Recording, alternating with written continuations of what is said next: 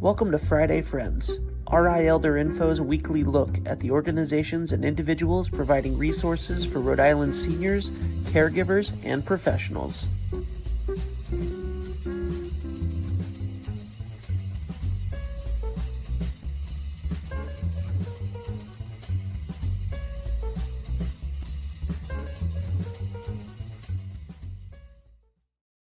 Good morning, everybody. Happy Friday. I am so glad that you are able to join me here today on this Friday at 9 o'clock, where every Friday, me, Deb Burton, Executive Director of RI Elder Info, brings you information that you or someone you know needs to know about.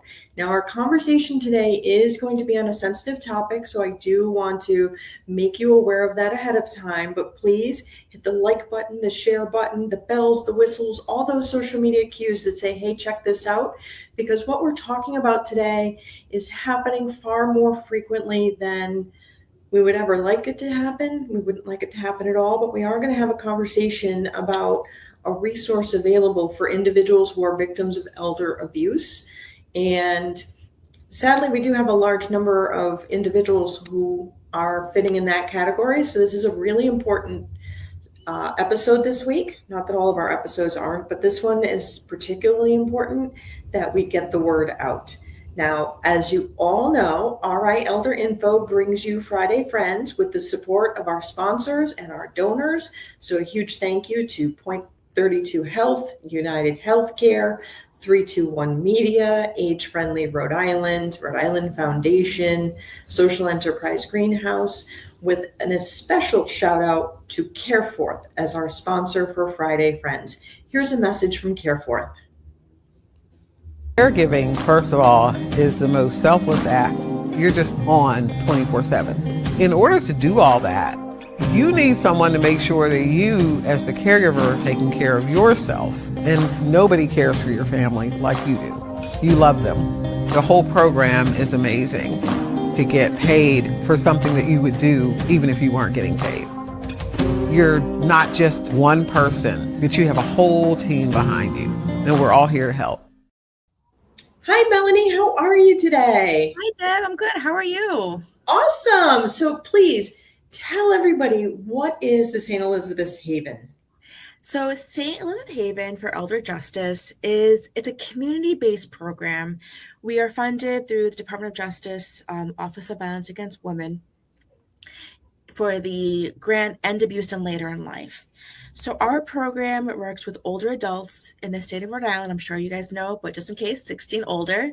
So we take any Rhode Island resident, as long as they're 60 or over, men or women, doesn't matter, who are facing some type, unfortunately, of elder abuse. And we know there's a big gamut of elder abuse happening. We call it the silent epidemic because it's not really, we don't talk about it. And we definitely don't report it like we should. And I'm sure Deb has talked about reporting of elder abuse, but we have a case manager, and they work with older adults in helping them be safe. Now, safety means differently for different clients, right? And we call the Haven for Elder Justice because justice also means something for different.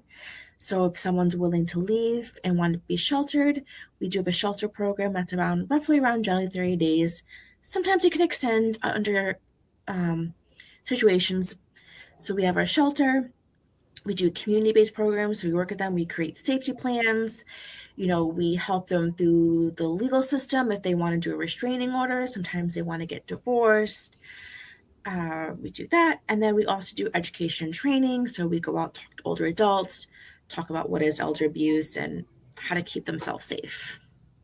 And just for clarity, provide a little bit of information on what an elder abuse might look like, because I think sometimes because we don't talk about it often enough, and even though I do talk about it on here, I think we don't necessarily recognize that it can be our loved ones, or in some cases it could be that caregiver who's really reached the end of their rope and tied a knot and fell off the rope anyway. So could you share a little bit about what elder abuse might look like? Yeah, it's not always something you can just look at somebody and just be like, ah, yes, because you really have to gain the trust of that older adult, right? And really just listen to them. You want to look, maybe if you're a community member, like has someone maybe like, sometimes people deprive food and medicine from someone as a form of abuse. So, have they lost a lot of weight suddenly? But there's really no medical behind it, right? Obviously, medicine and different types of things with can make you lose or gain weight. But if it's not something tied to medical, why are they gaining or losing weight very rapidly, unexplainably? And maybe you go and visit and the pantry might look pretty bare because they're being financially abused and they no longer have the money to buy the food for themselves. We've had our elder advocate be in a home, the lights go out. So our elder advocate, goes downstairs and maybe it's a switch, something like that. No, someone took over their finances and their billing and didn't pay the electric bill. So they're now there. Obviously there is physical abuse, but people are really good about hiding it. And we talk about a lot, like it's from the collarbone down where things can be easily hidden. So it can look differently depending on it. But yeah, it's all about really getting to know and building rapport with somebody, even if it's in the community, just like noticing little things or just they're a little bit confused on what their money's coming from. People should always know how much they're getting monthly, whether it be a social security check, SNAP benefits, but they don't have a handle on it. So it can look differently with every case, unfortunately. Yeah, yeah. If it's a situation of like, Mom, why don't you come live with me and you just turn over my check and I'll take care of everything. We see that quite a bit, quite often, actually, more and more. As we know, scamming has become just skyrocketing through the roof. I think we like to think as scammers as people we don't know, maybe that Facebook person or that king of whatever, that prince who needs your help. I think we like to think that that's happening more and more. And while it is happening and we are seeing it, I'm not discrediting that.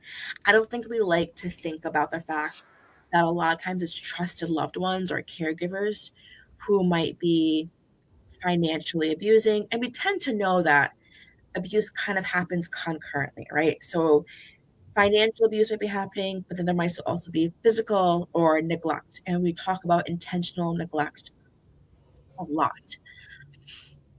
Depriving somebody of a safe shelter. We had a client one time roaming the streets at night in a snow blizzard in just like her house coat.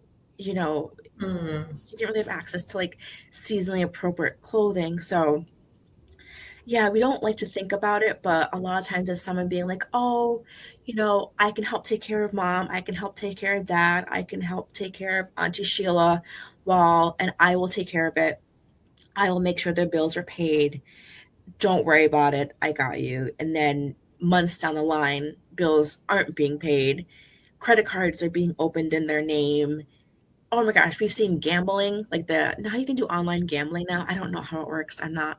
Yeah, I don't know either, but I know it exists. But like there's like you can go online gambling and like they have like accounts set up in their names. We've had non-mobile, like non-ambulatory residents all of a sudden have like a gym membership in their name. And it's just like, if you Yep. need any help getting out of bed, I don't know if you're necessarily going to the gym quite regularly, monthly.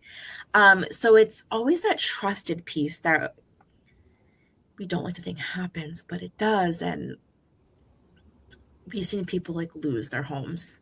They signed off, they quick deeded their homes out, which is tough to get around. And So you've got that son who says, Dad, you have to sign over the house to me here, or else you're not going to see the grandkids. And there's so, like, definitely a lot you of love the that. grandkids, you want to see them, and so, what harm could it be? They're going to inherit the house anyway, and so you sign it over. Next thing you know, they're selling it. Yes, so when we do our trainings a lot, especially with law enforcement or drug service providers, we never want to blame the victim in any situation. And I think our society has gotten really good at blaming the person who is being abused. Why didn't they leave? Or why are they still there? If it was me, I'd be long gone. And that's great that you might have the resources and capabilities of leaving a situation. Not everyone does. And Right. we talk about why don't you leave, but what gives that person that right to take away that freedom that you have of, the threatening that could happen. People don't necessarily wake up and say, I'm gonna wake up, I'm gonna go to a nursing home today. I'm not saying that nursing homes are bad, but Right. I'm sure a lot of people aren't saying that's the first thing they want to do. Is they don't want to lose that caregiver. Because if what the person's telling them is, if you report to me, I'm not gonna help you out. I'm not gonna take care of you anymore. You're not gonna see your grandkids. That's a big deal to people. So whenever we're talking to people, we always want to say we want to shift our narrative, especially as a society, and saying what gives them the right to threaten them and to deprive them of the basic needs of life, care of life. Yeah, you're 100% right. I think a lot of times from a societal perspective, we do blame the victim. And in many ways, I think elder abuse and awareness of it is about where domestic violence between spouses was back in the 60s or 70s. Like, it happens behind closed doors, people don't talk about it. But for many of our older loved ones, they're in their home that they've been in for 20, 30, 40, 50 years, their whole life maybe. And to say, well, why don't you leave? Sometimes for our older adults, I know in talking to people, there are some really nuts and bolts practical challenges of, I can't walk down my front stairs without help. You're talking about, why didn't I leave? I physically can't. Yeah. And it's also going back to it's like, why are they leaving? It's just like, Yeah. it's just Yeah. like, why isn't the other person leaving and figuring it out themselves? Like, it's tough. It is. And, unfortunately with elder abuse, with any type of world that we live in, we have to focus on isms, right? Any biases that we have. And ageism is a real thing. And it's very easy for me, let's say I'm caretaking my mom, right? And I'm just doing things that shouldn't be happening. The police comes to my house. I'm like, officer, mom's just, she's not all there anymore. She has dementia. We think she has dementia a little bit. I'm the POA. I can make decisions. And people are taking that at face value. They're not questioning anything because to them, an old adult probably does have it. And that's not the case. And, we're not asking BAPCA questions. We're not asking the follow-up. We're not asking, are they really the POA of this? We're not asking for medical documentation that mom or dad might have dementia, Alzheimer's, or any kind of life-threatening, and we just take it at face value instead of saying no, because we know that 8-year-olds can be living the great life. And I've seen, let's tell you, I work right next door to a senior apartments, and these ladies are bustling. They walk miles outside the parking lot, okay? They walk faster than I could. Let me tell you. Yes. So it's just like we cookie cutter all older adults, and that's not the case. Right. And you bring up a really good point about the power of attorney, like healthcare powers of attorney, because it's important for literally everybody over the age of 18 to have a healthcare power of attorney named and documented in their file. Because if you're not able to make your decisions known, that's the role of the healthcare power of attorney.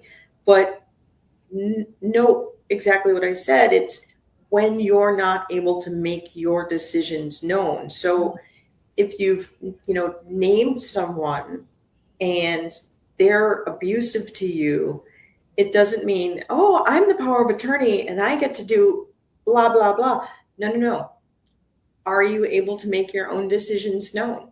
And yeah, someone may have a cognitive impairment. It could be dementia. It could be maybe aphasia or a stroke or something like that. But if you can communicate, if sometimes what you're saying isn't 100% perfect, you still have the right to make decisions about your own life. So, if somebody out there is watching and is saying like, oh my God, like I gave, so and so power of attorney over me, are they going to take advantage of me?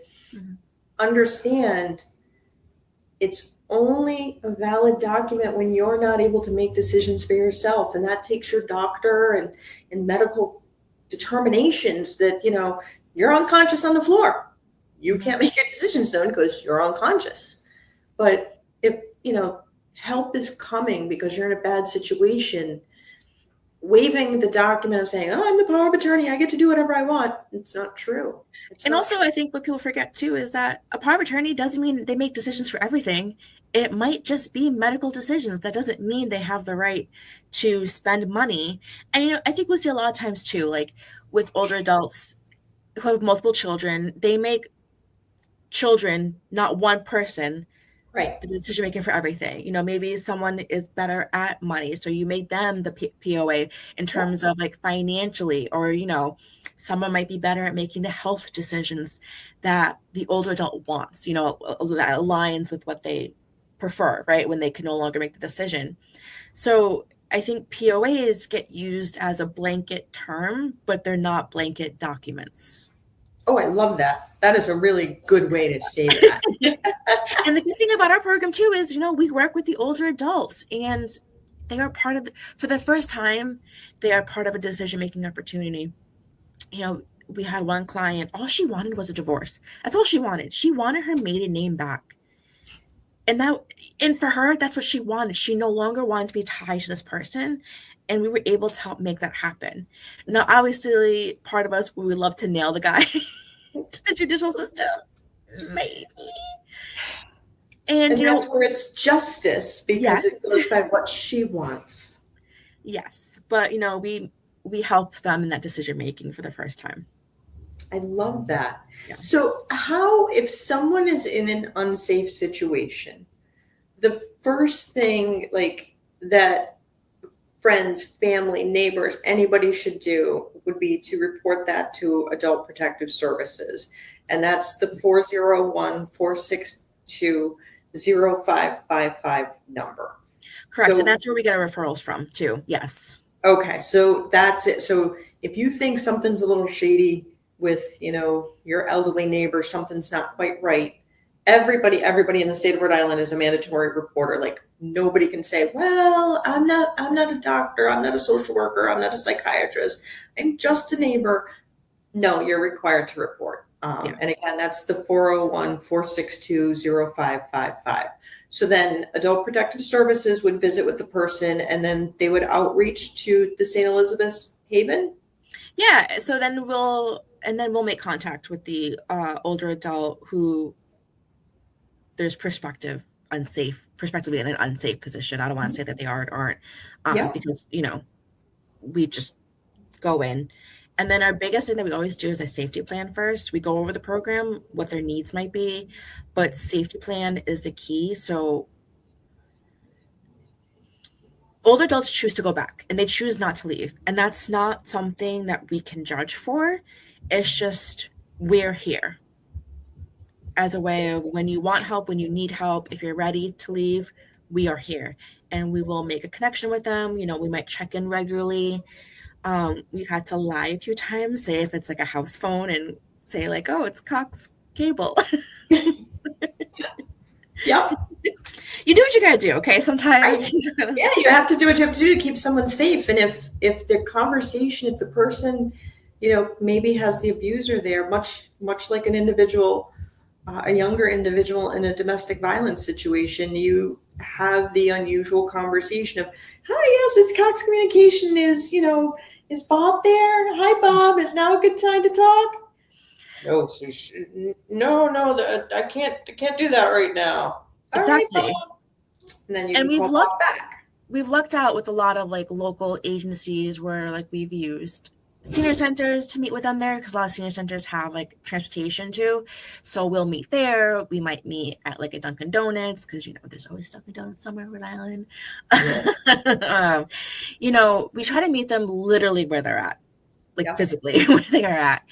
And it helps, and that way they're not under like the, under the thumb of the person hovering over them. We've gone and met, unfortunately, at ER departments, done that before. Yep. And it's just. And if somebody is in the emergency room, or maybe they're at home and they do need to get out, but they need help with walking, or maybe with like getting in and out of the shower, or like personal care, maybe they can't cook their foods anymore. Are you guys able to help them, like actually physically get out of the house? Like if they're in a wheelchair or something, and then get them to an environment where they can get the care that they need? So that's kind of our niche, actually, where we don't have like necessarily like a shelter, like a physical shelter as like a EBC house or like a Crossroads. We work with nursing homes, assisted livings, sometimes the senior apartments too, if a senior apartment is like where their level of care is at. So whatever the level of care is at, that's where we bring them to. Now, safety is obviously a huge thing. No one particularly knows why they're there except the key players. The front desk people are trained how to react if someone comes there or they're calling. We've had, people call around asking where they were, their husband, they can't find them. And they just, is Joe Smith there? And there's no Joe Smith here. And they're upstairs on the 3rd floor. But, no one needs to know that. And so some people do transition there and they stay there because that's the level of care that they need. Yeah, and that's where they're safe. Sometimes it is an assisted living, so that way there's always someone there. There's CNAs that come in and out. So that's kind of our niche where we help, is where someone who needs the actual care, like, the medical, physical care that, wouldn't allow them into your average, like, DV shelter. You're right. And I would imagine, too, that you must have stories of individuals who maybe have come in, we'll say at the nursing home level of care, because of the level of trauma that they've experienced, unfortunately, in the environment that they were coming out of. Mm-hmm. And once they were able to maybe get the proper nutrition, get the medication in the proper times and amounts, and get a little physical therapy, that they're actually able to become far more independent than they were when they were being victimized. Yeah, we've had people transition to housing, just normal, around housing. So they put their name on the list, and, with a police report, you can kind of jump the list a little bit if there's like a DV situation involved to it. Mm-hmm. So that works in our favor. And oh gosh, one was so lucky. We just happened to get like a random donation of furniture. This woman landed an apartment that was like fully furnished. That's wonderful. It was amazing. Like, she was just like, this is my life now. She's like, I don't have to like, be nervous or scared. And I think that one, like, it's a tough situation. So like sometimes the stars align and we just get them into like housing. But we also talk about that some people choose to go back to the home, and that's their prerogative as a consenting older adult. And, any adults, they can choose whether or not we agree with it. That doesn't mean we should, go, okay, we don't rid our hands of anybody. We still stay in contact with them. We create a safety plan, still maybe create a different one that's more appropriate to them staying in the house. Mm-hmm. And just be there for them. I love it. So for all of these services that you're providing, you said, sometimes the stars align and the individual was able to get the furniture and everything that she needed. But there's some realities that, what you're doing costs money. It takes staff, it takes effort, it takes, maybe people who want to put together, like, I don't want to say a goodie bag, but like a bag of, shampoo, conditioner, soap, toothpaste, toothbrush, those kinds of things, so that if that older adult does need to leave their environment quickly, that there's something that they could receive, that it's like someone out there is caring. So if people watching want to support your work, how can they do that? Do you need volunteers? Do you need donations? Would it be good if a group of people wanted to put together kind of a piece bag? Yeah, I think the bags are like a really great idea. We never charge the client, first of all. I just want to put it out there. That's all grant funded. And we do have like money set aside always to buy like personal items because like generally they are just leaving. So like shampoos, also like knitting needles are fun too. Like we like to give people something they enjoy doing, maybe some puzzle books, just something to help keep them. Like that's always a fun thing. But generally we don't take donations. We just do things with our grant funded. Okay. We've definitely gone on this is back when Walmart was open 24 hours. There's definitely been like Walmart runs at like 11 o'clock at night. That's it. A lot of times we think of our younger folks who absolutely also need support. But our older adults are facing a lot of challenges. So I am very grateful for St. Elizabeth's Haven. It's a wonderful program, and anything I can do to support the work that you guys are doing, because it's so important, because elder abuse is growing. It is. And I'm so happy you could come on today. Thank you so much. And we know that, by 2030, which is what, 2.5 years away at this point, 3.5 years, that the 16 over is going to be 60% of the population of Rhode Island. So, yeah. So that creates a lot of opportunity, sadly, for victimization. So, yeah. So check on your neighbors, check on your folks. Yep. Thank you so much. And the first step, if anybody is concerned, is to call Adult Protective Services. Thank you, Mel. Thanks, Deb. I appreciate it. Everybody, elder abuse is one of those things that is happening behind closed doors. Our older adults sometimes can be, for lack of a better descriptor, a perfect victim, because they're not necessarily engaged with a lot of different people in the community. And so when this is happening behind closed doors, it's important that if you see something, you say something. If you think someone is not safe, you hear that yelling, you notice that family member comes around on the first of the month or whatever day the check hits the bank, you notice someone is struggling, maybe their clothes are no longer clean. And of course, if you see bruises, but like Mel said, people who are physically abusive will usually abuse in the areas covered by clothing to hide their crime. So if you think something's wrong, make sure you call Adult Protective Services at 401-462-0555, and they can make the connection to the safe haven in order to get that older adult the help that they need. We are all in this together, and every single one of us, Lord willing, will become an older adult. So the work we do to establish safety mechanisms is work that we may need for ourselves one day. So we got to keep that in mind. I know we've had a heavy conversation today and we've gone a little long, but it was really important. I am so grateful that you have all joined me and stayed with me. I look forward to seeing you all again next week. In the meantime, be well and be kind.